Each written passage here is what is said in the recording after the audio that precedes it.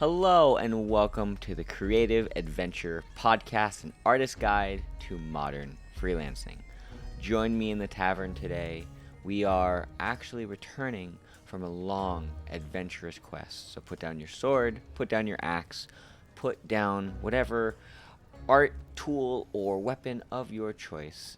Pull up a stool by the cauldron. The bartender has served us up some stew and some mead.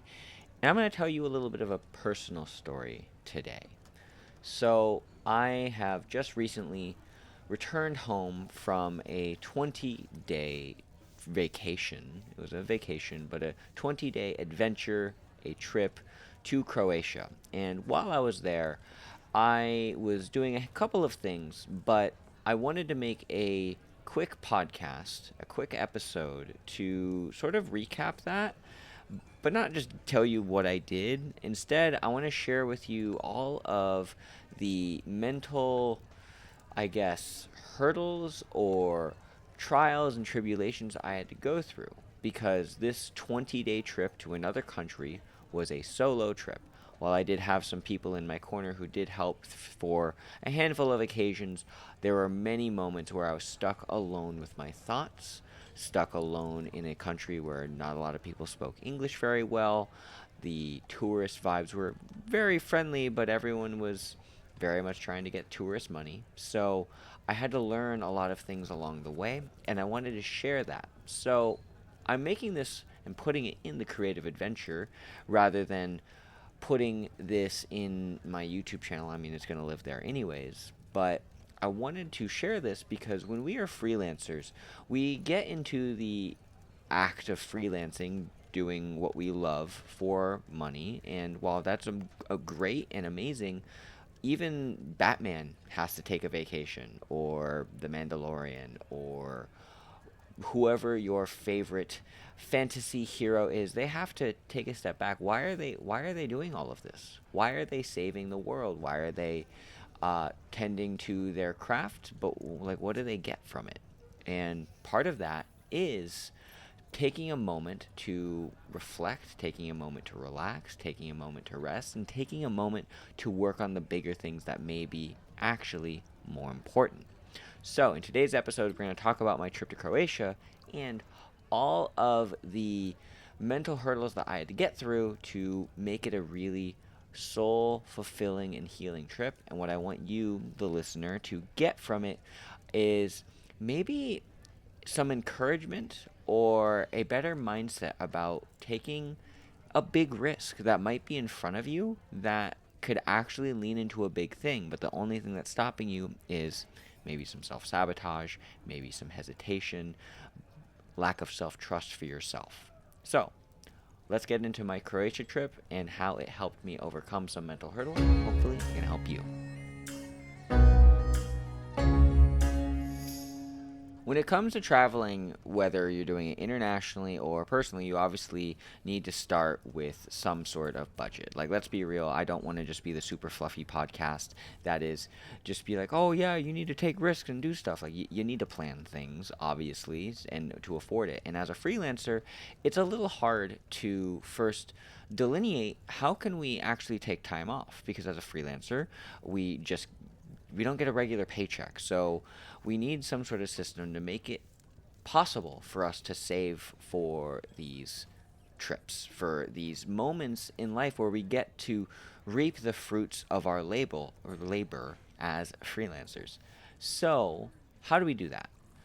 I take a principle from the book Profit First by Mike Michalowicz. And in general, for his principle for personal finance, when it does come to running a small business, you take 5% of all of your gross revenue and you put that into a guilt free spending account, and that is your profit account. You don't use it for personal or for business spending, you don't use it for investing in employees, you don't use it for taxes. 5% is a small enough number to slowly accumulate a good amount of cash so then you can go enjoy fun things, but it's not so large that it's going to be prohibitive for you to actually run your business as a freelancer. So if you make let's say $100,000 a year, which I know is a big goal for a lot of people. I know that could sound like a lot of money. $100,000 is a good goal to have. That means you could take a $5,000 vacation. I just said $100,000 because that is, well, it's easy math for me, to be completely honest. But taking, let's say you make $50,000, that means you could have $2,500 of guilt-free spending. So you can do the math for however much you make, but in general, it's a good idea. And whether you're starting your freelance journey or you've been doing it for a couple of years, I think it's very important to set aside a little bit of extra funds whenever you start doing your freelancing, so then you can actually reap the benefits of all of your hard work. Because what's the point of doing all this work anyways if we don't get to enjoy some of it? So that's the first thing, that it is really important to make the trip happen, make these things happen. So the reason why I chose to go to Croatia is I do have a friend who does live there. If you listen to the last episode, my friend Michael Weissmuller, he's the one that allowed me to stay with him for a good chunk of the trip. And that did make it a lot more affordable for me. And that made it possible for me to afford a trip for 20 days in another country. And I've been saving for quite a long time for this trip, but you could do something much cheaper. In fact, my original intention was to go to Mexico City because I live in Los Angeles. It was a super cheap flight, and Airbnbs, it was only going to cost me, at the time of when I booked it, which was April-ish of 2025, Airbnbs were $600 for 10 days in Mexico City. So it was pretty cheap, and it was definitely in the off season.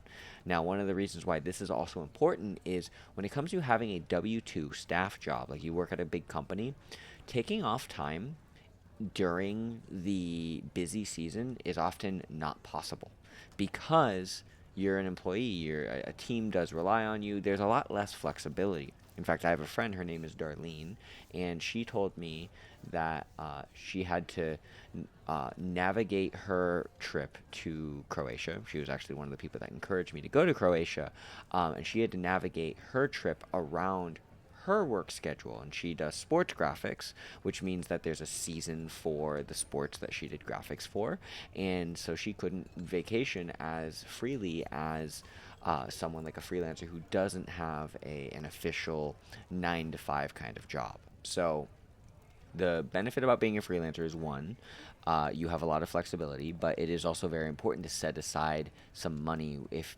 you're a freelancer, because you're not going to get a regular paycheck. So it may be harder to budget on the surface, but that 5% will make it easy. And also, I will add that when you freelance, because you can go during the off seasons, things do get a little bit cheaper. So first off, that is like one of the first nuggets of gold I wanted to share with you when it comes to traveling as a freelancer. It will actually end up being a lot cheaper for you if you do it in the off season. So hypothetically, you could go and travel in January after holiday season, and things might end up being cheaper for you. Likewise, I've actually heard that travel is actually a lot cheaper around Thanksgiving in the United States if you do it before Thanksgiving, like in the beginning of November, or before between Christmas and Thanksgiving. It also ends up being a little bit cheaper. So benefits about being a freelancer. So I chose Croatia because there is some financial upside for me, to be completely honest. And if you don't have people outside of the country you can stay with, I understand that it does make it hard. I was very blessed in that front, but had I gone to any other city, there's more than a handful of things that you can do to make the financial burden a lot less impactful and still have a really, really good time. So we're not going to get into all of those tips because this is not a financial podcast. While we are as freelancers, the goal is to go on an adventure. And when we go on an adventure, it's about building some amount of, intention for how we spend our time, what we do with our time. Now, in the next part, I want to talk about building a good itinerary for your first adventure as a freelancer and how you can reap some of the benefits and some of the things that I do recommend to make a trip really awesome, so then if you are a freelancer, you can get the most out of it from an artistic perspective and you can actually sit down and rest. So let's take a short rest, And when we come back, I'm going to give you some tips about intention, and we'll actually start talking about my trip to Croatia.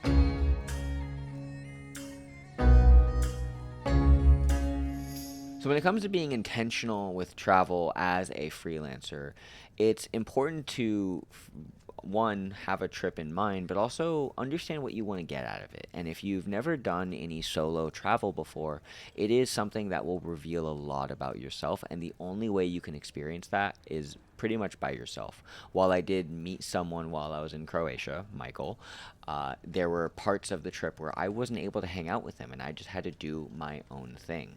So my intention for going to Croatia was two things. One, I definitely needed to do some healing for some big life transitions that have been having to go through.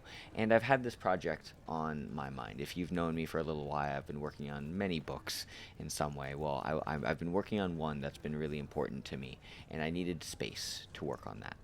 And I'm very glad to say that during my Croatia trip, I was able to get in another 20,000 words of writing, and I have a solid draft that I have now finally sent to an editor. And that wasn't possible, or I probably could have gotten it done, but when I was in another country, I was pretty much forced to be with myself and be with my own thoughts for a while and practice a little bit of mental toughness and work on my own self-mastery. So I chose Croatia, one, because I really wanted to work on this book project that I've been doing, and I needed to do some healing. So how did it turn out? I do want to share the fact that I've never traveled internationally before, and if you've never traveled internationally before, there's a couple things you do need to know. You obviously need to get your passport, and when you go through international airports for the first time, it's going to feel a little scary. I was super nervous even just booking the trip, and I was very apprehensive about booking the trip because I was in a situation where some of my clients weren't paying me within the net 30 window. I felt like the universe was kind of like fighting against me, and I will admit I actually kind of booked the trip a bit out of anger, of just like, you know what, I'm tired of the universe holding me back. I'm just gonna go. Jags go vroom, and I just booked the trip. Even though, while I did have money inside my profit account that I could have made it, I typically don't dip into that. I would hoard that money, but I was like, you know what? Screw it. Let's just go. I booked the trip, made it happen, and it was one breaking through to take that risk, take that plunge. And sometimes we get into a moment where we are overthinking and anticipating some negative future outcome that's actually not going to happen. So the first thing is I was experiencing a lot of those emotions. It wasn't just like, oh yeah, I want to go to Croatia, let me just book a trip. There was a lot of thought that went into it. So I booked my trip, and once I got on the plane, it was an 11-hour flight, and I flew into Frankfurt first, and then I arrived in my first city of Lavron. And that's where my friend Michael lives, and it's a beautiful little coastal town. And when you go up the hill, which is where Mike's apartment building was, you could see this beautiful bay of Croatia with clear water that, like, you could see fish just cruising around. And along the coast, while there's not really sandy beaches in Croatia, there's so many destinations for food and gelato. It's a very Italian-inspired, I guess, tourist destination, Croatia, because it's across the boot from Europe, if you are familiar with a little bit of geography. And so the food and the vibe is very much inspired by the Italian cuisine and culture. So my first city was Lavron, and Michael was actually doing his own trip. So I was going to have about 10 days where I was going to be completely by myself. So the first thing I did is I rented a car, and that goes into the first big tip that I have when it comes to international travel as a freelancer. Because you have so much freedom, it's important to give yourself every single opportunity to be mobile and flexible, so that if inspiration strikes, you can capitalize on that rather than being locked in. So before you travel internationally, I recommend either figuring out whether you can drive in that country, potentially rent a car, or find out some solution for travel, or if you're just going to do the walking situation, understand the public transportation routes Like what you can you take, and what is in proximity of where you're going. So my first city was Lavran, and while I was alone for the first 10 days of my trip out of 20, I went to the city of Pula. And Pula was a is a coastal town, coastal city of Croatia at the very little tip of the northern peninsula of Croatia. And there I got to see the second largest Roman Colosseum because Croatia was owned by the Roman Empire. And I got to walk through this Colosseum. And during this moment, I put on You Can Go the Distance from the Disney Hercules movies. And it was a magical experience. Just seeing this beautiful architecture, seeing this thing that you see in pop culture, but like an actual manifestation of it in real life. And we'll get into why that those experiences are, as an artist, are very important. But that was the one of the first things I did, and just first experiencing that city gave me a better appreciation for culture that we typically see in art. Like everything is derivative of so many things throughout history, and when you actually get to see some of the source material, it is really awe-inspiring to understand what humans are really capable of. So in the first city of Pula, got to see the second largest Roman Colosseum. As I said, I went to the olive oil museum, and fun fact, the olive oil traditions and techniques, they are derived from Roman, I guess, ancestry, and I got to experience olive oil to a degree of quality that was told to be as good as Italian olive oil, and everyone does believe that Italian olive oil is the best, and it is actually quite good. When I did go to a Croatian olive oil museum, they were awesome because it gave me a newfound appreciation for the quality of olive oil. And they did say that Croatian olive oil and other countries beyond Italy are actually winning more awards than Italy now, because it does seem like Italy might be doing more blends of the good olive oil and the medium olive oil, versus other countries are still trying to compete with Italy. So they're maintaining a much higher standard. So I did hear that in a Croatian olive oil museum, so I don't know how true that is, but it was an interesting story nonetheless. And what I will say is that if you've never tried really good olive oil, one of the things I really do recommend is, one, going to maybe a slightly higher end grocery store, getting a bottle, and then getting whatever you get at your normal grocery store. And when you try a sip of it, just like put it in a little cup or on a little plate, and just take your finger and give it a taste. But let it sit in your mouth for a moment, and then suck on your teeth for a moment, and leave the oil in your mouth and aerate it, kind of like that kind of motion. So you open your mouth wide and keep your teeth clenched, and then just breathe in very gently, and that will aerate it, and that will help bring out some of the more pungent compounds of a good olive oil. And I do recommend giving that a shot. It would actually be a lot of fun. But those little experiences were something that you don't really get to appreciate when you do live in in whatever country you are from, if you just stay in your own general vicinity. So that was the first city that I did, and I learned a lot.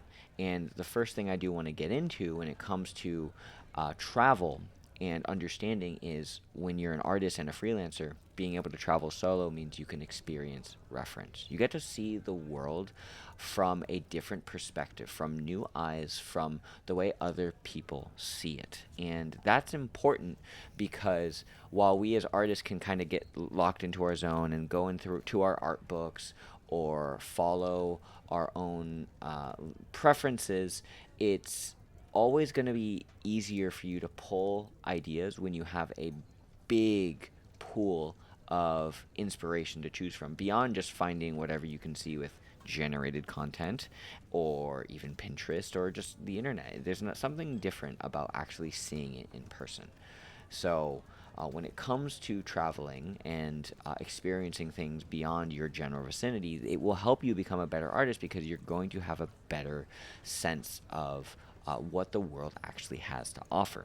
And this is not just for architecture, it's for food, it's for seeing how people live, what they do with their lives, whether it's just doing like at little coffee shops, and I got to visit a lot of coffee shops, all the way to seeing beautiful museums and beautiful architecture. So the first city was Pula, and I got to see multiple things beyond the second largest Roman Colosseum. I got to see the Temple of Augustus. I got to see dolphins. If you go to Croatia, fun fact, along the waters, there's a lot of family-owned boats or little companies that offer boating excursions where you can go see dolphins. So that was a lot of fun, and it was really nice to meet a lot of different people. Now, I share this because I was very much doing the touristy things, and while I was in Pula, I did make some friends, and I got a lot of recommendations. So, when it comes to traveling, there's going to be a lot of moments where you're going to be entirely by yourself. You're not going to know what to do. The language might be a barrier. So, I have a couple tips for that. The first thing is that when you are traveling, and I will admit fully, I did lean heavily into ChatGPT. I did lean heavily into AI to help me on my trip because there were a lot of moments I didn't really know what to do with myself. It's like, hey, I'm in this city. I have about 4 hours to kill before I have to go on a boat to see dolphins. What do I do? And what was really great about ChatGPT is that it would be like, oh, you have 4 hours, and within this walking distance, why don't you go to this coffee shop, sit here for like 3 hours, and then walk to your boating excursion, and it would ChatGPT really help with that. Another big thing is being really comfortable, just asking for little tips. At a lot of the restaurants in Croatia, fortunately, there were a lot of people who did speak English, so the barrier for language was not as bad as I thought it was going to be. I did download the Google Maps or Google Translating apps to help me out with that, but fortunately, if you avoid the tourist guides, because they're going to be like, go to this expensive thing. If you just ask the locals, like the local coffee shop people, they're generally very receptive, and they'll help you find like the stuff that's cool and worth looking at, and maybe even some of the better restaurants that the locals go to, because most of the touristy stuff I did find was a little overpriced and not quite as good as what the locals were recommending. So ChatGPT and being really comfortable asking for a little bit of help, and that's something we find a lot of difficulty with as freelancers, being able to ask for help, because as freelancers we're typically doing things solo, and we're typically doing a lot of things, a lot more things than just a normal like 9 to 5 artist. My experience, like we have to do a lot more accounting, we have to do a lot more planning, a lot more business stuff in addition to the art part. So there's many layers when it comes to freelancing, and it often makes it hard for us to be comfortable asking for help. But when you do travel, it does give you you're kind of forced to ask for help to figure things out. So that being said, when it comes to those solo moments that you're going to experience when you travel, there's going to be moments where you're going to be entirely present with no intentions, and it's going to feel a little anxious. So we're going to take another short break, and when we come back, I want to share with you how I navigated those moments of absolute solitude where I had no friends around me. I had no one to talk to in the US because all of my friends in the US were asleep while I was awake. There were moments where I really had to do stuff with myself, and I could have just browsed Instagram, but there's so many better things you can do. And when we come back, I want to share with you how I navigated those solo moments so you can hopefully have a better approach to the silence that you will probably experience solo travel, or just when you're away from your phone in general. So, short rest, and when we come back, mental health stuff.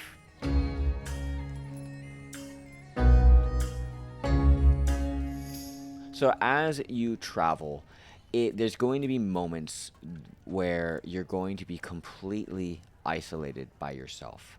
And I've been getting into some mental toughness content and self-mastery content a little bit. I'm actually getting through the book Meditations by Marcus Aurelius, The Obstacle is the Way by Ryan Holiday, and Do Hard Things by Stephen M.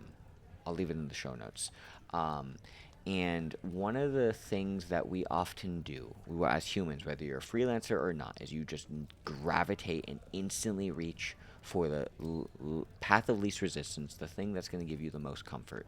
And when you're in another country, it's an absolute waste of time to be on your phone. Like, why would you do that? You spent thousands of dollars to be in this beautiful place, and there's this anxiety that happens that you just feel like you need to fill up space and take up space. Now, there's two ways this can go about. There's either what I did, which we'll get to in a second, but I want to first reveal the other bad part. It's filling up space and filling time to a point where you don't actually get to feel what you need. What I mean by that is you either cram your itinerary so packed with activities and stuff that you don't get a chance to rest and sit down, or you're just constantly in this analysis by paralysis stuff and you're never actually checking in with yourself. So, first off, I'm going to give you some practical examples of what I did and then how to approach this. So, when I went into my trip to Croatia, I had a pile of money that I had allocated, and I didn't really have an itinerary. It was just like, get there and understand that I want to work on my book a little bit and I want to see things, but I didn't go in with this crazy packed calendar. And the reason why I did that is because I knew, one, I needed to make space for my book, and two, I didn't want to feel pressure. I didn't want to feel like I was working. I didn't want to feel like I was. I wanted complete freedom, and that's how I approached my trip. And some people do like having a completely packed itinerary, but what I determined is that what was best for me practically was every day you have one activity, one hard thing, one challenging thing, one thing that's outside of your comfort zone. Typically, another way to look at it was that was one paid excursion or activity. So that could be a museum, that could be going to a national park, that could be going to a hike. And then with that, you need to have a moment to rest and experience presence and solitude. So I'm taking some of the principles from one of my favorite books, The One Thing by Gary Keller, and one of the biggest principles from that book is, what is the one thing I can do such that everything becomes easier? And one of the things that I was doing while I was on my Croatia trip is reminding myself, what is the one thing I can do to feel fulfilled? And fulfillment is going to be completely subjective. How you become fulfilled from solo travel is going to be completely different from me. But the way I experienced fulfillment was having one thing that was mildly challenging, one thing hard, and then one thing of rest, and then the rest was freedom. So here's how I approached it. The first is that while I was there, I was also reading very intentionally. I've been listening to it, but I've been reading the book The Power of Now by Eckhart Tolle, and I do highly recommend it because it does really emphasize presence, and it does force you to actually sit there and experience your emotions, your, I guess, presence, your thoughts, and understand them. And there were moments during my trip where, like, I felt like I needed to reach for my phone, or I felt like I wasn't doing enough, because it's like, oh man, I spent so much money. That is just FOMO. Let's be real. You're gonna spend all this time on this trip, all this money on this trip. You might as well just like get every single thing that you are going to. You could miss it. It's like, oh man, I could miss this museum and I could miss this thing. It's like, hold on, because you could experience as many things as possible, but if you have a miserable time, are you actually going to come back? And what I got from having moments of one activity and then one moment of like rest and solace, it gave me the time and experience to heal and understand what I needed. So, for example, my typical day, I'm an early morning riser, so I'd wake up pretty early in the morning, and then I'd go to a coffee shop and I'd just chill out for a little bit because none of the museums and stuff are open. And then after I sit there and write or read for a couple hours, I get breakfast. I go on a walk. I would walk along these beautiful promenades.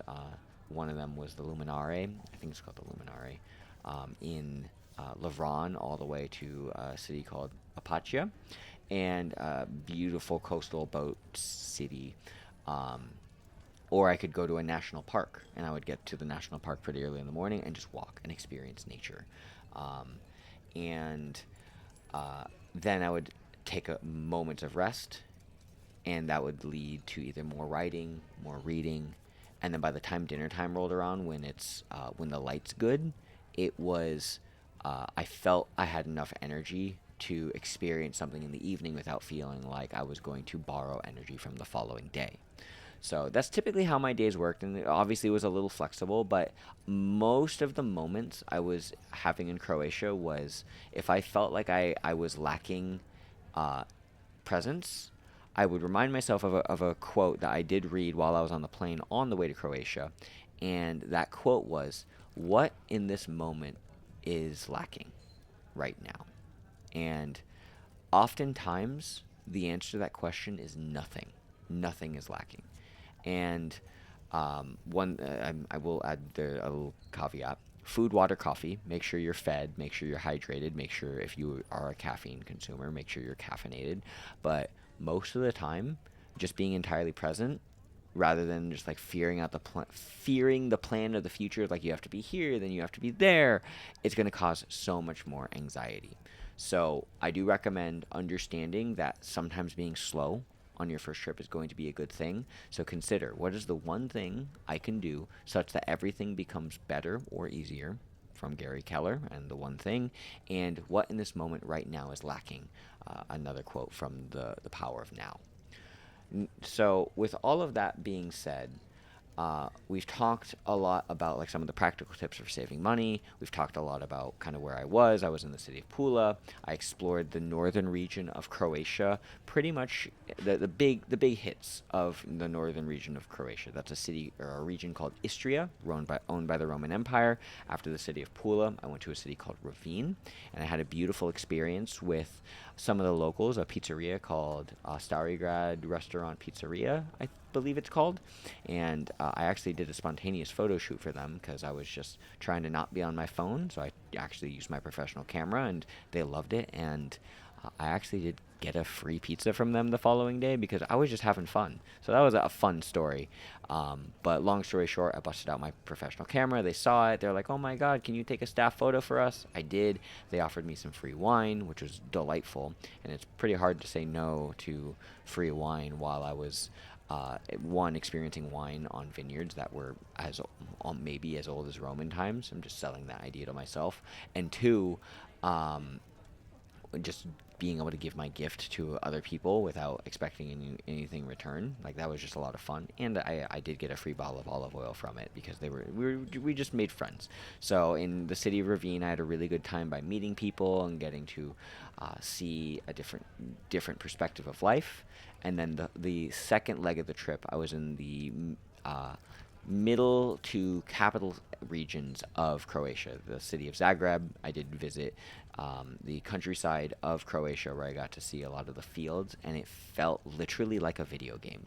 Like, imagine going through the game Skyrim or Elder Scrolls Oblivion. Like, you could just walk and, like, look in any direction. It's like, wow, those mountains feels like you could see this in a World of Warcraft environment or something like that. And I will say, the environments that you see in the U.S., while pretty in major nature hubs like national parks, it's nothing like what you see in what I saw in Croatia. I did spend the trip in Croatia really exploring a lot of different landscapes, a lot of different biomes. And that's going to bring me to the final tip of really gathering reference as a solo artist and as a freelancer. So I want to take a short rest, and when we come back, I want to give you some final perspectives I gained from my trip and how it helped me with some self-healing moments. So short rest, and when we come back, more mental health stuff.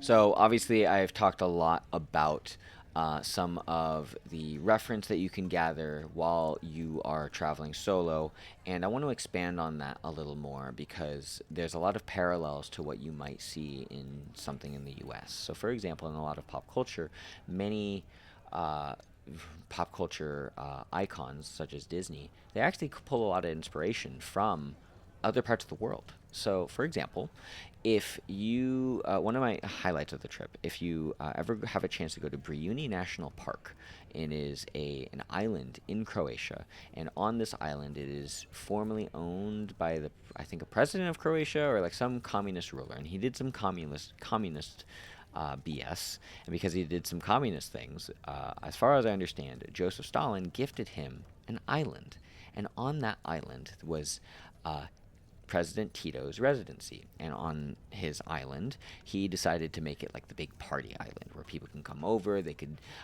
go to his house, have big parties, obviously, but there was more than just his house and parties. They also hosted a safari, and so other countries would gift President Tito beautiful safari animals like an elephant and zebras and ostriches on an island that, like, why would there be any of these animals? Now, the reason why I share this story is, one, this island felt like a video game. And when I was walking along it, I would see these big open fields surrounded by these beautiful trees, and there'd be peacocks kind of just roaming around, or wild deer just doing their own thing.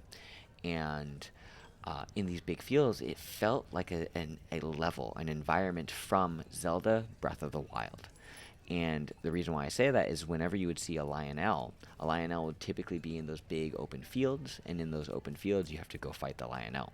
On top of that, while I was in Bruni National Park, and we'll get back to the Disney moment in a second, there were these little trams. So it's a large national park. I chose to be cheap and walk 30,000 steps that day instead of taking the trams and doing my own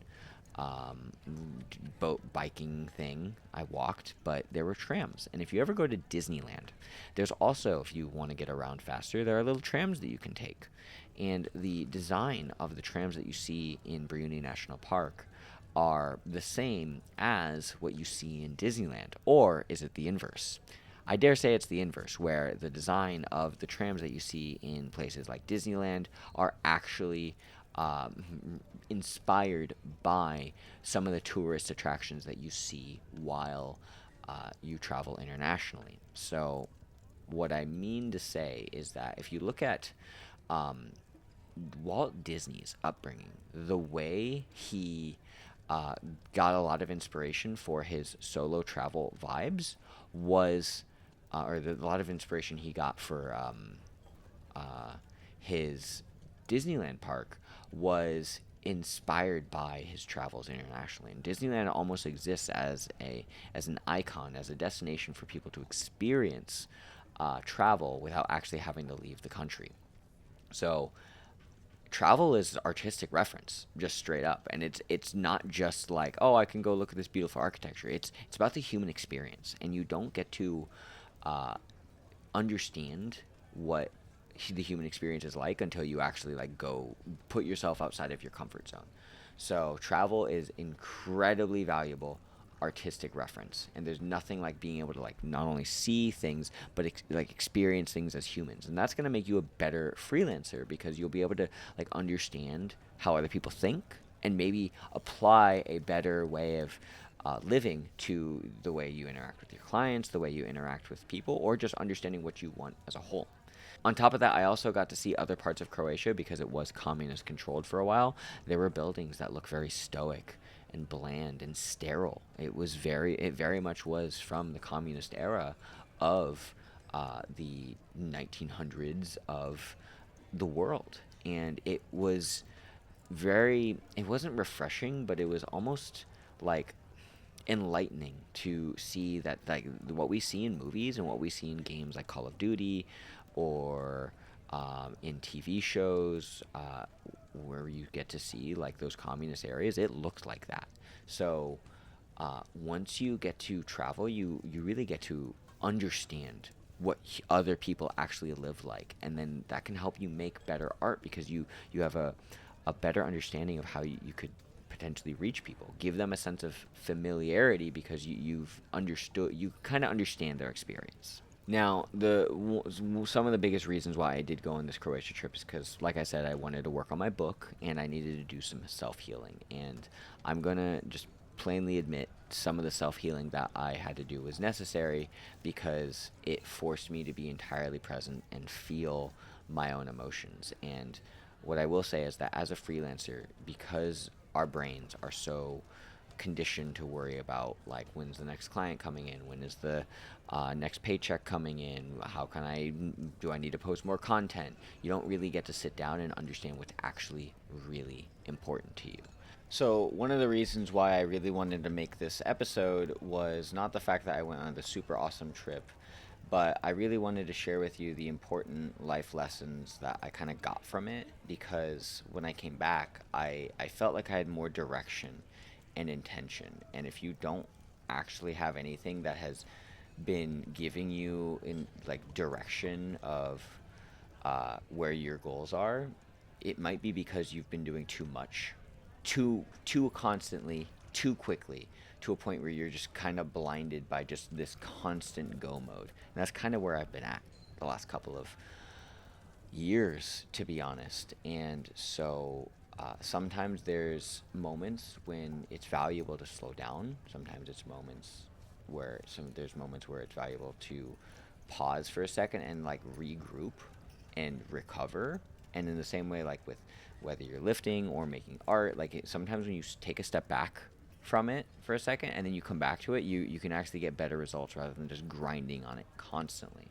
So some of the best things I got from my trip from Croatia is not only the reference, not only knowing the freedom I had by giving myself a lack of itinerary so that I can just choose things in the moment, but like really like coming back from this trip and understanding a much stronger foundation of what I needed to be and what I needed as a human being, rather than just like, I need to make money. And like, yeah, I want to make more money so I can go on more of these trips, but you don't need to go on these super extravagant, super expensive resort things to actually have something that's actually going to be more useful to you as an artist than, like, I don't know, going to Disneyland. While I do love Disneyland, it's a different kind of vibe. So sometimes slowing down is useful. So I hope you enjoyed this episode of the Creative Adventure Podcast. It was kind of a spur-of-the-moment thought that I wanted to explore and share some things with you. If you got something from this episode, I would love to hear in the comment section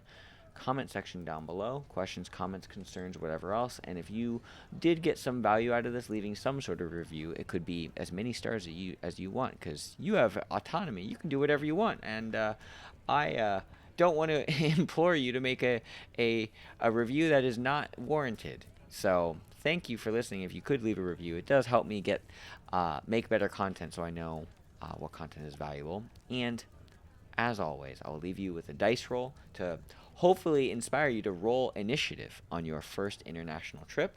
We have our usual D20, and here we go. Roll initiative on that trip. That's an 18. Go book that trip, man. Go have some fun. Use ChatGPT to plan it. And until next time, may the freelance dice forever roll in your favor. Take care.